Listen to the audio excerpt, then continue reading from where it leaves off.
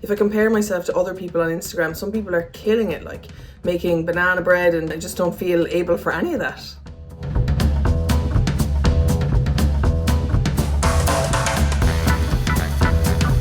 Hey everyone, welcome to Couch Counsellor, the series where we share professional advice on ways to make life during the lockdown easier on our mental health.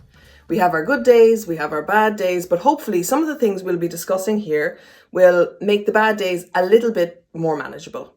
I'm joined by Psychotherapist Jason Brennan, who will be answering the questions you've been putting to us. Hi Jason. Stefanie, great to be here, great to see you.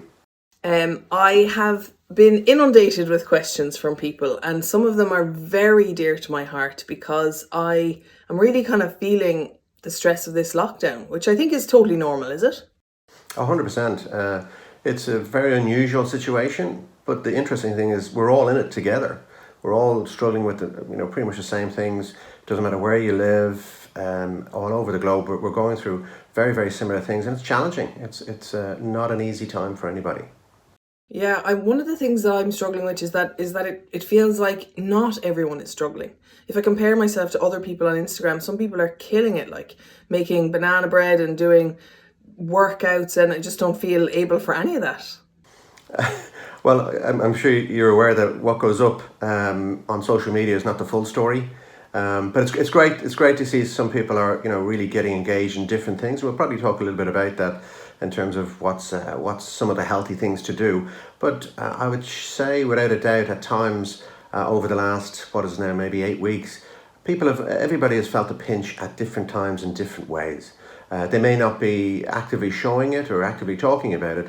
However, a lot of people are, which is great. A lot of people are coming out and talking about their vulnerability and how challenging it is. So it's nobody's perfect.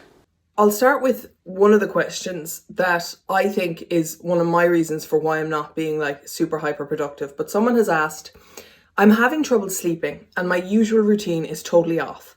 What can I do to get a better night's sleep? That's a great question. And I can imagine lots of listeners would be in the same kind of boat, because some of the stats did come out over the first couple of weeks to say people's sleep was being affected. About 60% of people's sleep in the first 2 weeks were being affected. And there's good reasons for that. Sleep is one of the first places we will feel tension and stress, because we feel it in our body, and therefore it's not so easy just to lie down and go to sleep. Why is that happening? Because there's lots of stress chemicals in our body at the moment, which is why we're all maybe a little bit more on edge. And again, trying to just ease that into sleep is not so easy.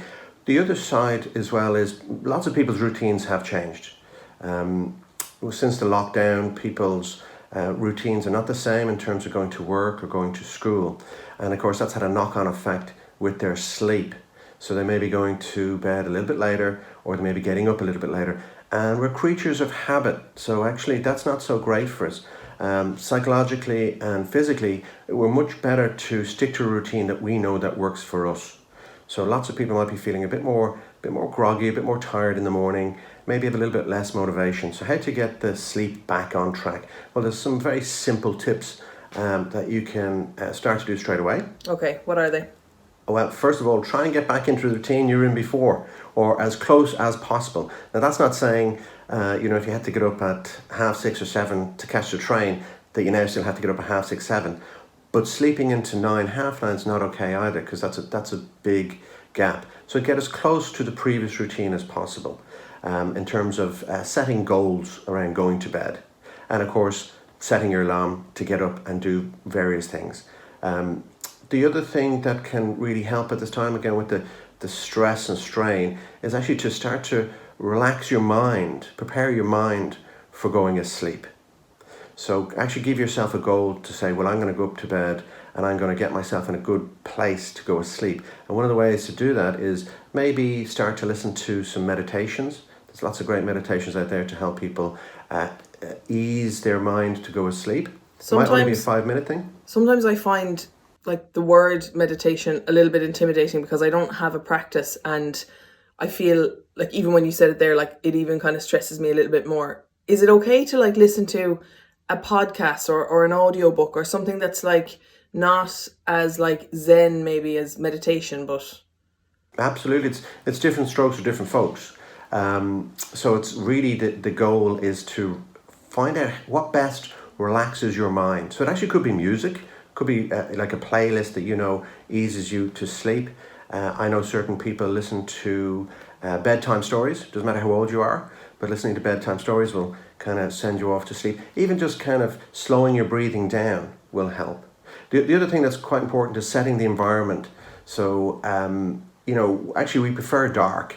So the darker the better, and that's not so easy because the sun is coming up, and it's staying bright for very much longer. So if you have blackout curtains, that's usually the best way to go. So set the environment, limit the technology in your bedroom because we're all getting a little bit overstimulated at the moment.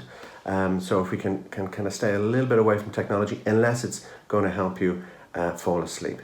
Is it okay to do some like fun stuff before your workday starts, or should you still be trying to like front load the day with your work and then relax in the evening?